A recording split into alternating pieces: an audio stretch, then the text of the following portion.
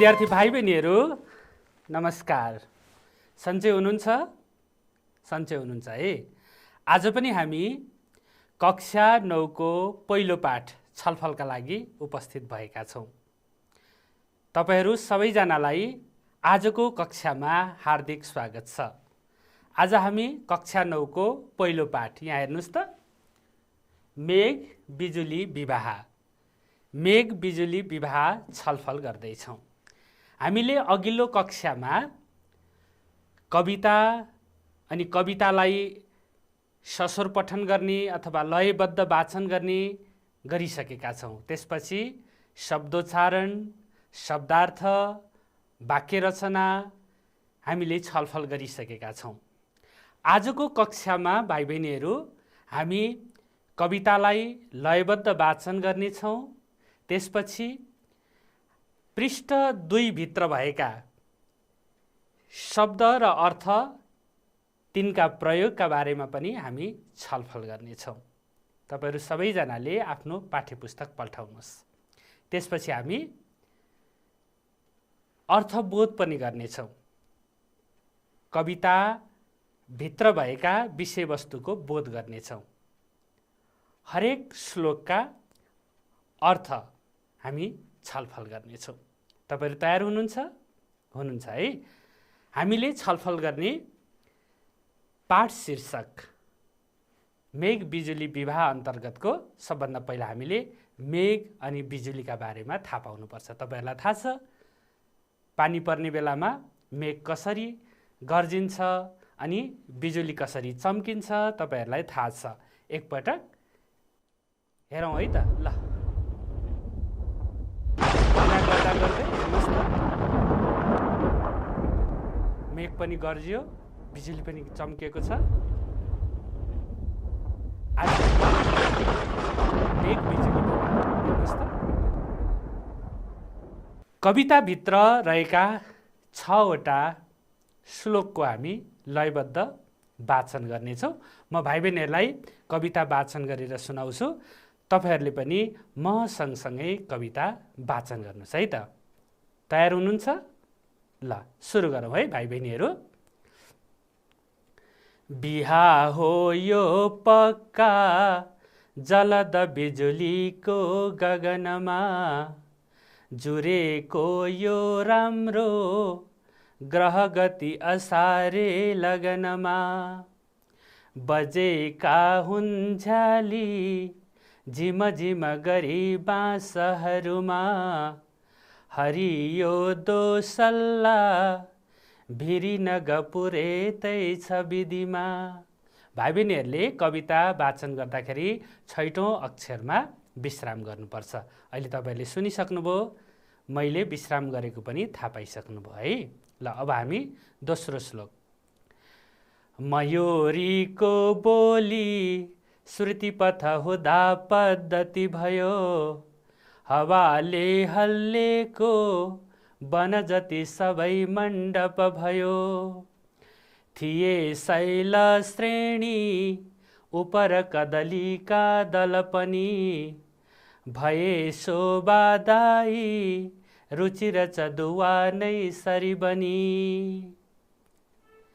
भइन् पृथ्वी तन्ना चौरछ गलैचा मखमली, दुलाहाको रातो झललप गरी भो हिमचुली, बकुल्लाका ताती तरल गतिले आज नभमा, उडे जन्ती जस्तै रसबस बढाएर मनमा। त्यसै गरेर अर्को पृष्ठ पनि भाइ बहिनीहरू हेर्नुहोस् त। अर्को पृष्ठमा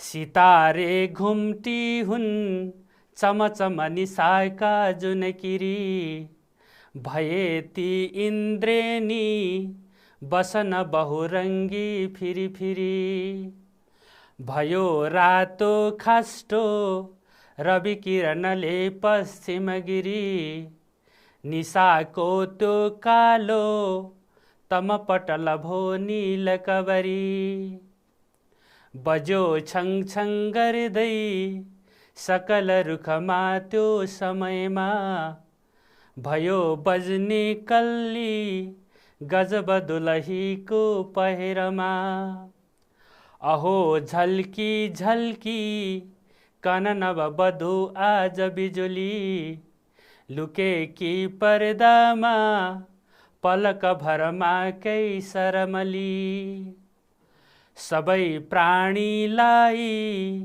भुवन भरमा अन्नहरूको खुवाएकै हो त्यो, बरजलदले भोज यसको, सलामी बाजाले घनन गराएर गगन, गयो रानीलाई लिरितु शरदमा रसलिन, गयो रानीलाई लिरितु शरदमा रसलिन।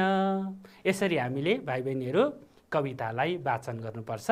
कविता वाचन गर्दाखेरि छैटौं अक्षरमा हामीले विश्राम गर्नुपर्छ। पक्कै पनि तपाईहरूले कविता वाचन गर्न सिकिसक्नुभयो। अब हामी थप विषयवस्तु छलफल गरौँ है। भाइ बहिनीहरू, अघि तपाईहरूले केही शब्दहरू देख्नुभयो र कवितामा हामीले वाचन गर्दाखेरि ती शब्दहरूलाई हामीले पुरै उच्चारण गऱ्यौँ, तर त्यसको कथ्य रूप चाहिँ फरक हुन्छ। यहाँ हेर्नुहोस् त, अब हामी केही शब्दहरू छलफल गर्दैछौँ। लेखाइ अनुरूपको उच्चारण अनि त्यसपछि कथ्य उच्चारण। अघि हामीले कवितामा गगन भन्यौँ, यसलाई हामीले कथ्य उच्चारण गर्दा गगन भन्छौँ, गगन भन्छौँ। त्यसै गरी कवितामा हामीले लगन भन्यौँ, यसलाई हामीले उच्चारण गर्दाखेरि लगन भन्छौँ।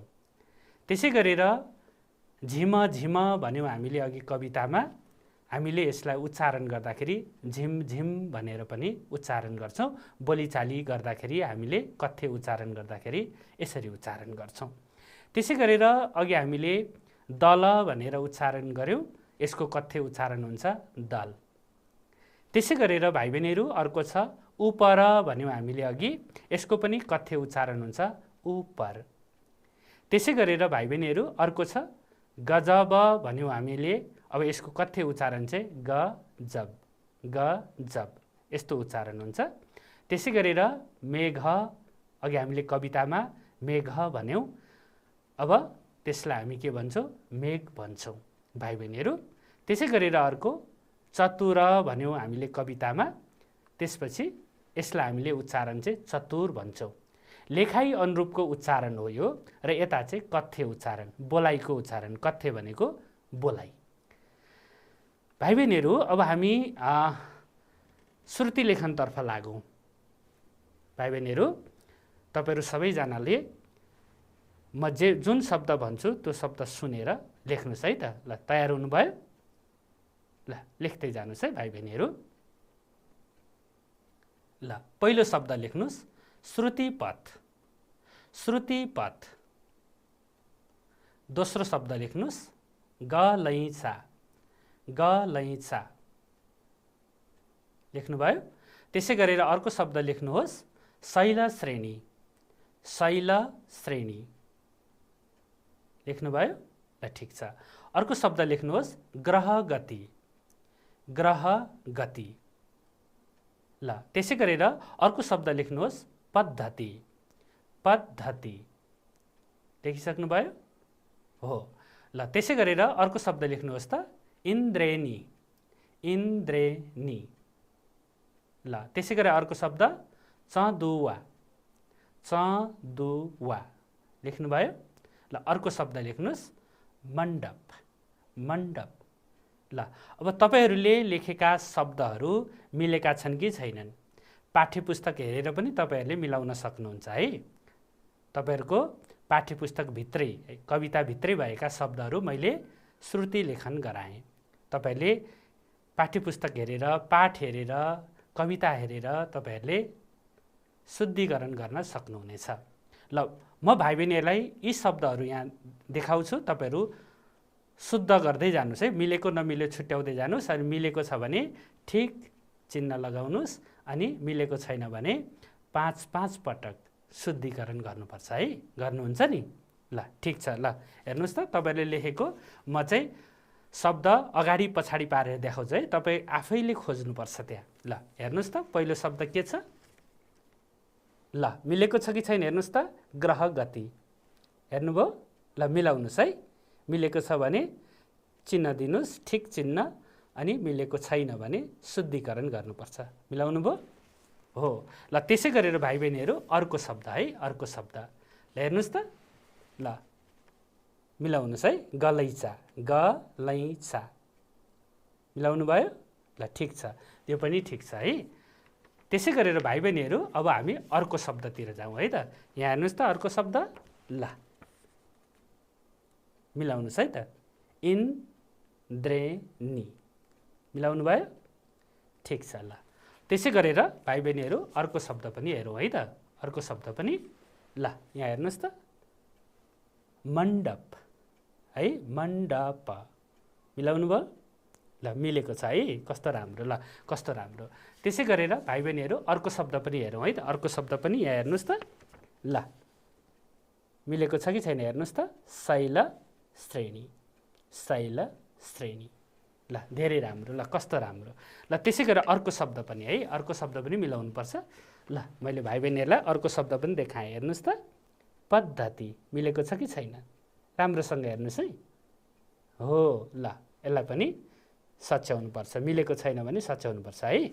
ल त्यसै गरेर अर्को शब्द पनि हेर्नुहोस्, अर्को मिलेको छ कि छैन हेर्नुहोस् त, अर्को शब्द। हो। ल चँदुवा, चँदुवा है। चन्द्रबिन्दु पनि हेर्नुहोस् है, चन्द्रबिन्दु छुटेको हुनसक्छ। ल धेरै राम्रो है। ल त्यसै गरेर भाइ बहिनीहरू अब हामी अब अन्तिम शब्द है। ल हेर्नुहोस् त, अन्तिम शब्द श्रुति पथ। मिलेको छ? ल धेरै राम्रो। ल भाइ बहिनीहरू यसरी नै तपाईँहरूले श्रुति लेखन गर्ने अनि त्यसपछि मिलेको छ कि छैन हेर्ने। तपाईँहरूले घरमा पनि यो श्रुति लेखनको अभ्यास गर्न सक्नुहुन्छ। तपाईँहरूले कविता पढेर अथवा कुनै अनुच्छेद पढिसकेपछि अनि त्यसपछि मलाई यो अनुच्छेदबाट शब्दहरू 10 वटा 15 वटा शब्दहरू श्रुति लेखन गराउनुहोस् भनेर तपाईँहरूले चाहिँ अरूलाई भन्न लाएर लेखेर अनि फेरि सच्याएर यसरी चाहिँ तपाईँहरूले शब्दहरू शुद्ध बनाउने अभ्यास गर्न सक्नुहुनेछ। यस्ता अभ्यासहरू गर्दै जानुपर्छ है भाइ बहिनीहरू। ल भाइ बहिनीहरू अब हामी थप छलफल अगाडि बढाउँ है त। अब हामी शब्दार्थतर्फ लागौँ। हेर्नुहोस् त, पृष्ठ 2 पल्टाउनुहोस् र पृष्ठ 2 मा तल कविताभन्दा अलि तल शब्द अर्थ भनेर केही शब्द र अर्थ दिइएका छन्। हामी ती शब्द र अर्थका बारेमा छलफल गरौँ। म भाइ बहिनीहरूलाई सुनाउँछु, तपाईँहरू पनि शब्द अनि अर्थ दुवै भन्दै जानुहोस् है त। ल हेर्नुहोस् त, पहिलो शब्द छ इन्द्रेणी। इन्द्रेणी है, इन्द्रेणी। यसको अर्थ छ घाम पानी भएको बेला घामको विपरीत दिशातर्फ देखिने आसमानी, नीलो, हरियो, पहेँलो, रातो, बैजनी र सुन्तला रङ हुने धनुका आकारको अर्धवृत्त इन्द्रधनु भनेर पाठ्यपुस्तकमा लेखिएको छ। यसलाई भाइ बहिनीहरूले ख्याल गर्नुपर्छ। त्यसै गरी अर्को शब्द हेर्नुहोस् त, बसन। बसन भनेको चाहिँ कपडा, वस्त्र अनि लुगा। त्यसै गरेर अर्को शब्द हेर्नुहोस् त, खास्टो।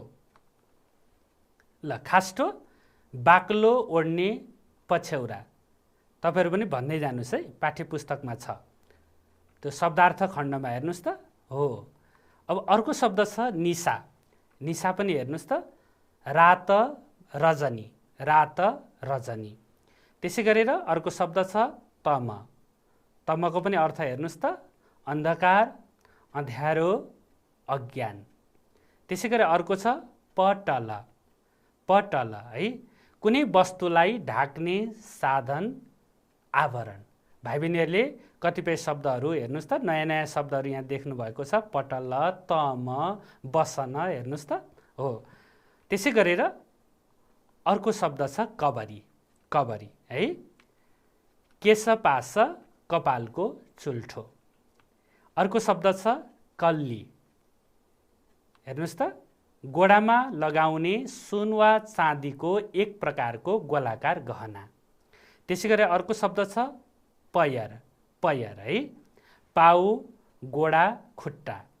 त्यसै गरी अर्को शब्द छ पलक। अनि पलक हेर्नुहोस् त, एकचोटि आँखा झिम्म गर्दा बित्ने समय पल छिन।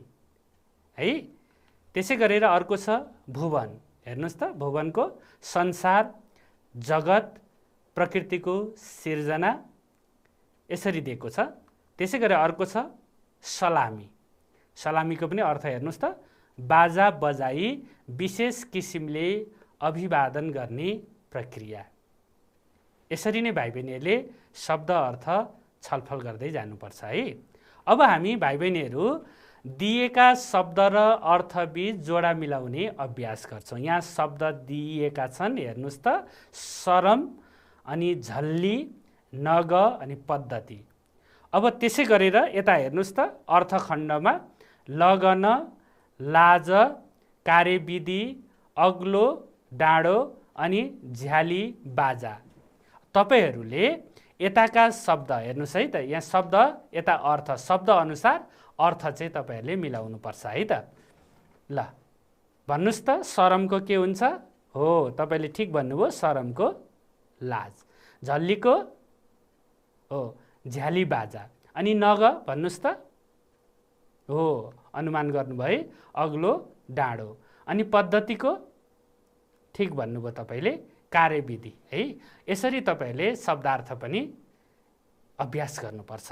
त्यसै गरेर भाइ बहिनीहरू म तपाईँहरूलाई अर्को अभ्यास पनि गराउँछु। हेर्नुहोस् त शब्द भण्डार खण्डको अभ्यास 1, पाठ्यपुस्तकको शब्द भण्डार खण्डको अभ्यास 1 है। दिएका अर्थ आउने शब्द पाठबाट खोजेर लेख्नुहोस् भनेर अभ्यास 1 मा दिएको छ। तपाईहरूलाई त थाहा भइसक्यो, शब्द पनि थाहा भयो, अर्थ पनि थाहा भइसक्यो। हेर्नुहोस् त अब यहाँ चाहिँ अर्थ छ। अब अर्थ आउने शब्द पाठबाट खोज्नुपर्छ। हेर्नुहोस् त विवाह, व्रतबन्ध आदि शुभ कार्य गर्न जुरेको योग भनेर त्यहाँ लेखिएको छ। अब कुन शब्द प्रयोग भएको होला किताबमा? हेर्नुहोस् त, हो तपाईँले ठिक भन्नुभयो है। त्यहाँ किताबमा प्रयोग भएको शब्द के हो त? हेर्नुहोस् त लगन। ल एकदम राम्रो।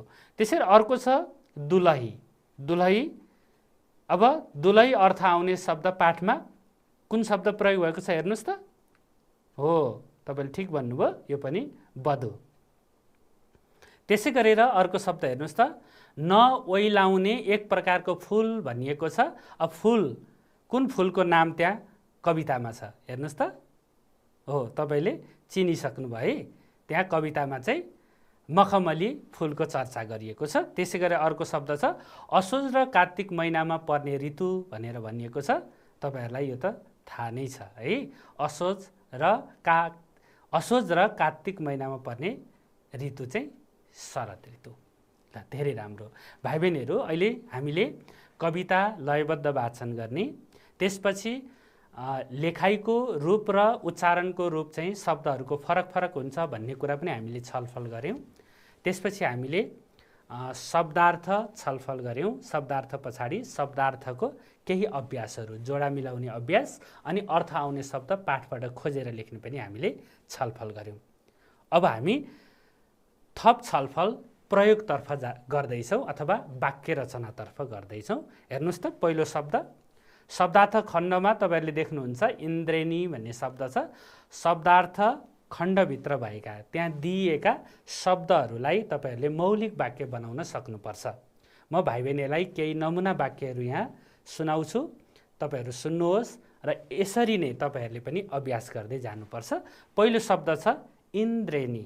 यहाँ हेर्नुहोस् त भाइ बहिनीहरू, मैले घामपानी भएका बेलामा पश्चिम दिशातिर इन्द्रेणी लागेको देखेँ। यसरी तपाईँहरूले बनाउन सक्नुहुनेछ। त्यसै गरेर अर्को शब्द छ बसन। मानिस बहुरङ्गी बसन लगाएर मेला हेर्न आए।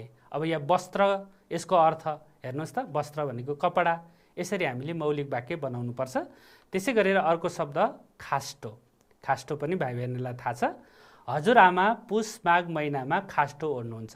बाक्लो पछ्यौरा भनेर अर्थ दिइएको छ, अलिक बाक्लो खालको ओढ्ने। अनि पुष माघमा त चिसो हुन्छ। भाइ बहिनीहरूले मौलिक वाक्य यसरी बनाउन सक्नुहुनेछ। त्यसै गरेर अर्को निशा। अनि निशा, औँसीको अँध्यारो निशा 15 दिनपछि हटेर गयो। किनभने अब औँसी पछाडि पूर्णिमा सुरु हुन्छ अनि अँध्यारो रात चाहिँ फेरि अब जुनको टहटह उज्यालोतिर जान्छ। यसरी भाइ बहिनीहरूले मौलिक वाक्य बनाउन सक्नुहुनेछ। शब्दार्थ खण्डमा दिएका जति पनि शब्दहरू छन् ती शब्दहरूलाई तपाईहरूले वाक्य रचना गर्ने अभ्यास गर्नुहोस् र आफूले बनाएका अभ्यासहरू आफ्ना शिक्षकहरूलाई देखाउनुहोस्। हुन्छ नि हैन त? ल अब हामी अलिकति छलफललाई अगाडि बढाउँ। अब भाइ बहिनीहरू हामी संरचना पहिचानतर्फ अलि थोरै छलफल गरौँ। हामीले अघिल्लो कक्षामा पनि संरचना पहिचानका बारेमा कुराकानी गरेका थियौँ। अब हामी आजको कक्षामा चाहिँ श्लोक, त्यसपछि गएर पंक्ति, अनि पंक्तिमा कतिवटा अक्षर छन् यी कुराहरू हामी पहिचान गर्दैछौँ। हेर्नुहोस् त यहाँ दिएका प्रश्नको उत्तर भन्नुहोस् भनेर यहाँ केही प्रश्नहरू छन्। तपाईहरूसँग पाठ्यपुस्तक छ, अगाडि कविता छ, कवितामा श्लोकहरू छन्। ती श्लोकहरू गनेर तपाईहरूले चाहिँ उत्तरहरू पहिचान गर्न सक्नुहुनेछ। पहिलो प्रश्न छ मेघ बिजुली विवाह कवितामा कतिवटा श्लोक छन् भनिएको छ।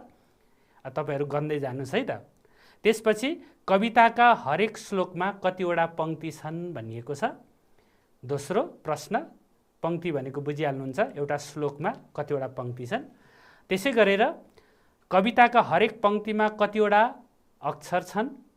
हेर्नुहोस् अझ हामी भित्र पस्यौँ। पहिला हामीले श्लोकको कुरा गऱ्यौँ, त्यसपछि हामीले पंक्तिको, पंक्ति पछाडि अक्षरको। अघि भाइ बहिनीहरूले उच्चारण अभ्यास गर्दाखेरि पनि छैटौँ अक्षरमा विश्राम गर्ने भनेर बुझ्नुभयो अथवा त्यसरी उच्चारण गर्नुभयो। हो अब हामीले यसरी अक्षर पनि पहिचान गर्नुपर्छ। र त्यसपछि अर्को प्रश्न छ, हेर्नुहोस् त कविता वाचन गर्दा कति कति अक्षरमा विश्राम गर्नुपर्छ भनिएको छ। र त्यसपछि अर्को प्रश्न छ मेघ बिजुली विवाह कविता कुन छन्दमा रचना गरिएको छ। भाइ बहिनीहरू अब यहाँ हेर्नुहोस् त कविताको पहिलो श्लोक है, कविताको पहिलो श्लोक यस्तै श्लोक कतिवटा छन् त्यहाँ?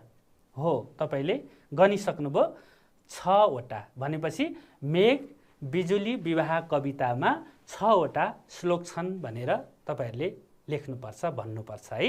त्यसै गरी अब दोस्रो प्रश्न छ हरेक श्लोकमा कतिवटा पंक्ति छन्। यहाँ हेर्नुहोस् त यो एउटा श्लोक भयो, एउटा, दुईवटा, तीनवटा, चारवटा भनेपछि पंक्ति कतिवटा भए? 4 वटा पंक्ति भए है। अब यसरी भाइ बहिनीहरूले थाहा पाउनुपर्छ। त्यसै गरेर अब हाम्रो अर्को प्रश्न के थियो? अर्को प्रश्न चाहिँ भाइ बहिनीहरू कविताका हरेक पंक्तिमा कतिवटा अक्षर छन्। यहाँ हेर्नुहोस् त अब 1, 2, 3, 4, 5, 6 यो आधालाई गर्नु हुँदैन है भाइ बहिनीहरू।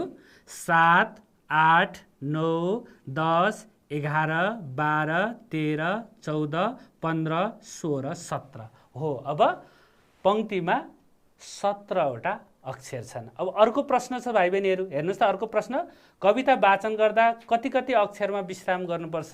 हेर्नुहोस् त बिहा हो यो पक्का, यहाँ आएर हामीले विश्राम गर्यौँ। 1, 2, 3, 4, 5, 6 छैटौँ स्थानमा विश्राम।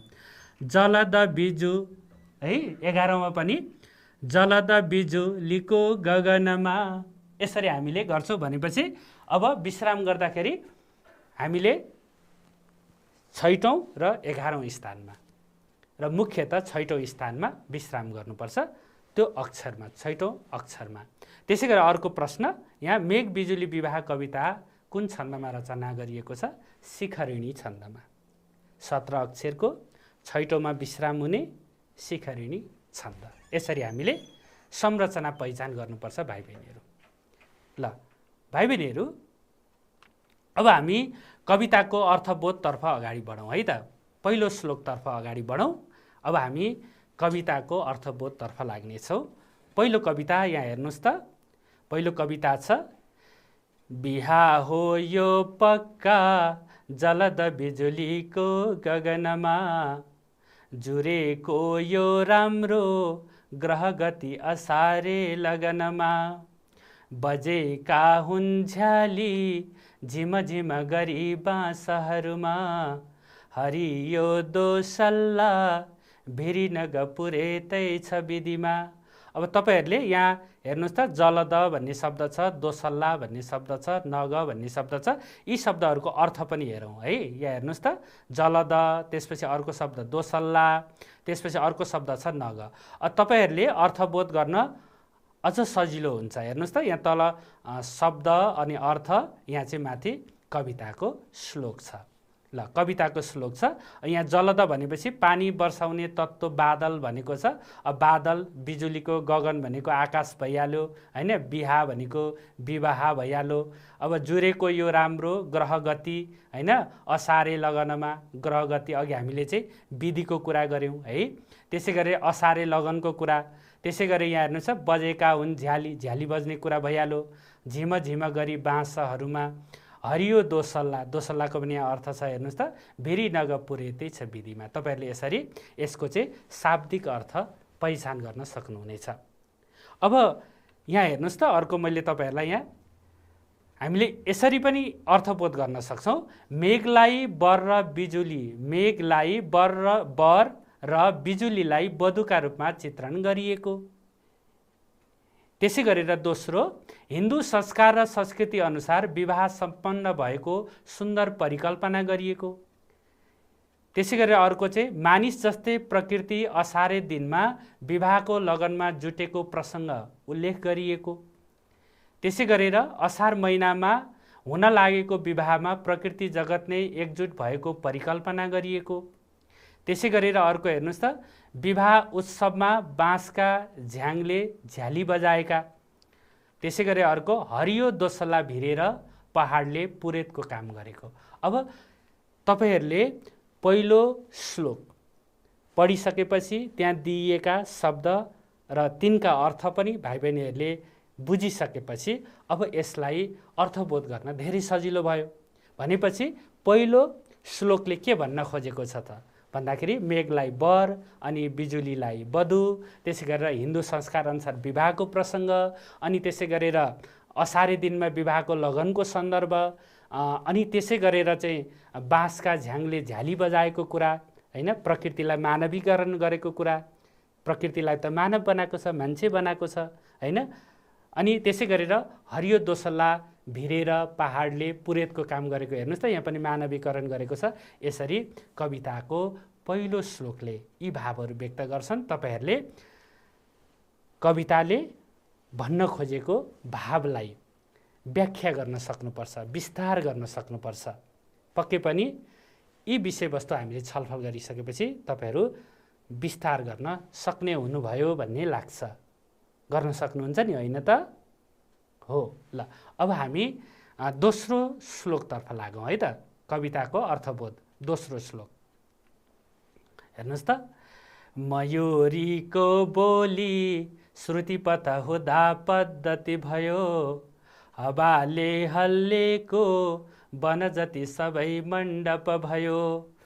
थिए शैल श्रेणी उपर कलदीका दल पनि, भए शोभादायी रुचि र चदुवा नै सरी बनी। अब कविताको दोस्रो श्लोकको पनि शब्द अर्थ हेरौँ त। श्रुतिपथ, त्यसपछि पद्धति है, त्यसै गरेर त्यसपछि मण्डप। ल हेर्नुहोस् त मण्डप हामीले तीनवटा अर्थ थाहा पाइसक्यौँ। त्यसै गरेर अर्को पनि अर्थ हेरौँ त। अब शैलश्रेणी, ल हेर्नुहोस् त शैलश्रेणी, ल त्यसै गरेर कदली, ल त्यसै गरेर अर्को चाहिँ रुचिर, अनि त्यसै गरेर अर्को हेर्नुहोस् त चन्दुवा। अब हामीले शब्दार्थ खण्डमा दिएका शब्द अर्थ हेरिसकेपछि अब कविताको दोस्रो श्लोकले भन्न खोजेका भावहरू पनि हामीलाई सहज हुन्छ बुझ्नलाई। हेर्नुहोस् त मयूरीको कुरा छ, मयूर है, श्रुतिपथ सुनाइको बाटो हुँदै, पद्धति एउटा विधि प्रक्रिया है। अब यहाँ हेर्नुहोस् त मण्डप, यहाँ पनि वन जति सबै मण्डप भयो भनेछ। हेर्नुहोस् त वनलाई चाहिँ त्यो प्रकृतिलाई ल्याएर मण्डपमा परिणत गरेको छ। त्यसरी शैलश्रेणी हेर्नुहोस् त कदली भनेको छ होइन। अब शैल कदली, अब त्यो मण्डपमा त तपाईँहरूलाई थाहा छ नि, त्यहाँ त केराका थम्बाहरू पनि राखिएका हुन्छन् है। हेर्नुहोस् त त्यसलाई के भनेको छ, शैलश्रेणीलाई त्यसरी मानेको छ।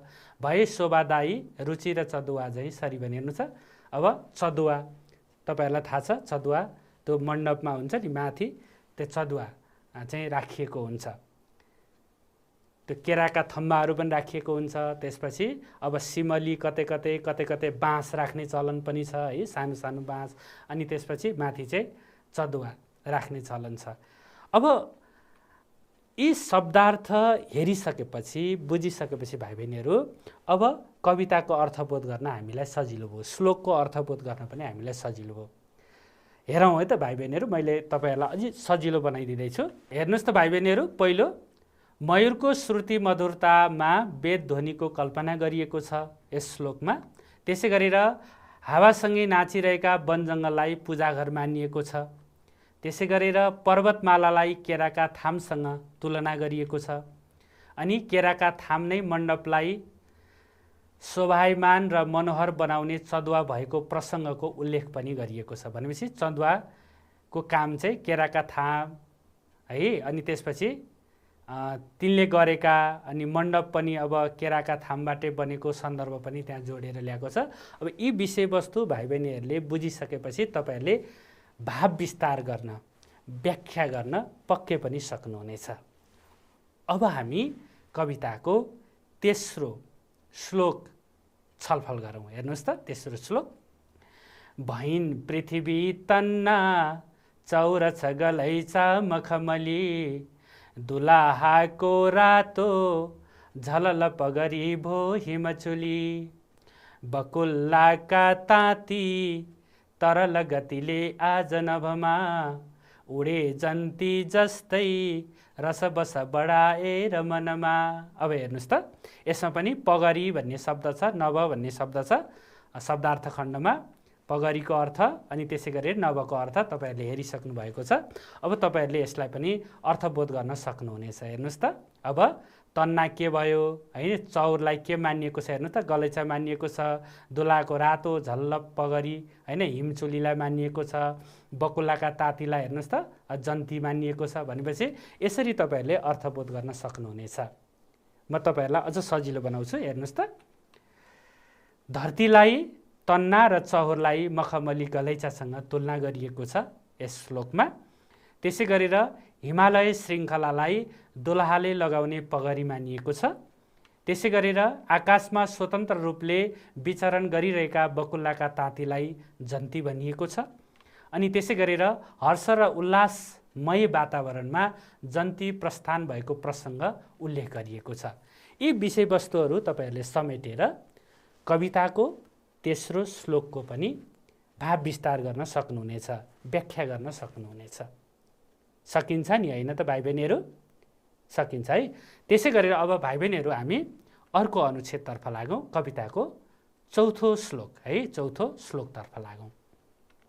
हेर्नुहोस् त सितारे घुम्ती हुन् चमचम निशाका जुनकिरी भए ती इन्द्रेणी बसन बहुरङ्गी फिरी फिरी भयो रातो खास्टो रवि किरणले पश्चिम गिरी निशाको त्यो कालो तमपटल भो नील कवरी। अब यहाँ हेर्नुहोस् है त, बसन खास्टो निशा तम पटल कवरी। तपाईँहरूले अर्थ हेर्नुपर्छ। अघि हामीले अर्थ छलफल पनि गरेका थियौँ। फेरि यहाँ हेर्नुहोस् त, म तपाईँहरूलाई सजिलो बनाइदिन्छु। बसनको अर्थ अनि खास्टोको अर्थ पनि छ हेर्नुहोस्। अर्को छ निशा होइन। त्यसै गरेर अर्को अर्थ हेर्नुहोस् त तम, तम भनेको अन्धकार भयो। अनि अर्को हेर्नुहोस् त अब पटल, पटलको अर्थ पनि हेर्नुहोस्। तपाईँले हेर्दै हुनुहुन्छ नि होइन त? ल त्यसै गरेर अर्को चाहिँ कवरी, कवरीको पनि अर्थ। अब यी अर्थहरू भाइ बहिनीहरूले थाहा पाइसकेपछि तपाईँहरूले पक्कै पनि अभ्यास गर्न सक्नुहुनेछ। त्यो अभ्यास के को? व्याख्याको। ल म तपाईँहरूलाई अझ सजिलो बनाइदिन्छु। हेर्नुहोस् त सितारे घुम्टीलाई चमचम चम्किने रातका जुनकिरीसँग तुलना गरिएको छ कवितामा। इन्द्रेणी बहुरङ्गी कपडा जस्तो देखिएको सन्दर्भ पनि उल्लेख गरिएको छ। पश्चिमतिरको पहाडमा परेको सूर्यको किरणले विवाहमा दुलैको रातो पछ्यौरीको काम गरेको छ। त्यसै गरेर अर्को छ निशाको अन्धकार रात आकाशे रङको कपालको चुल्ठो जस्तो देखिएको सन्दर्भ पनि कविताको श्लोकमा छ। यसरी तपाईँहरूले यी विषयवस्तुलाई समेटेर व्याख्या गर्नुपर्नेछ। भाइ बहिनीहरू अब तपाईँहरूलाई म एउटा गृह कार्य दिँदैछु, एउटा काम दिँदैछु। यहाँ हेर्नुहोस् त प्रश्न 4 पाठ्यपुस्तकको बोध र अभिव्यक्ति खण्डको प्रश्न 4 दिएको कवितांश पढी ती सोधिएका प्रश्नको संक्षिप्त उत्तर दिनुहोस् भनिएको छ र यहाँ 4 वटा प्रश्न छन्। तपाईहरुले यी प्रश्नका उत्तर खोजेर लेख्नुपर्नेछ। विद्यार्थी भाइ बहिनीहरू, आजको कक्षामा हामीले लयबद्ध वाचन, त्यसपछि शब्दार्थ, ती शब्दका चाहिँ वाक्यमा प्रयोग, ती शब्दहरूको प्रयोग, त्यसपछि हामीले अर्थबोध र अन्तिममा हामीले बोधात्मक प्रश्नोत्तर सम्बन्धी थोरै छलफल गर्यौं। आजको कक्षा हामी यही टुङ्ग्याउन चाहन्छौं। आजको दिन शुभ रहोस्। नमस्कार।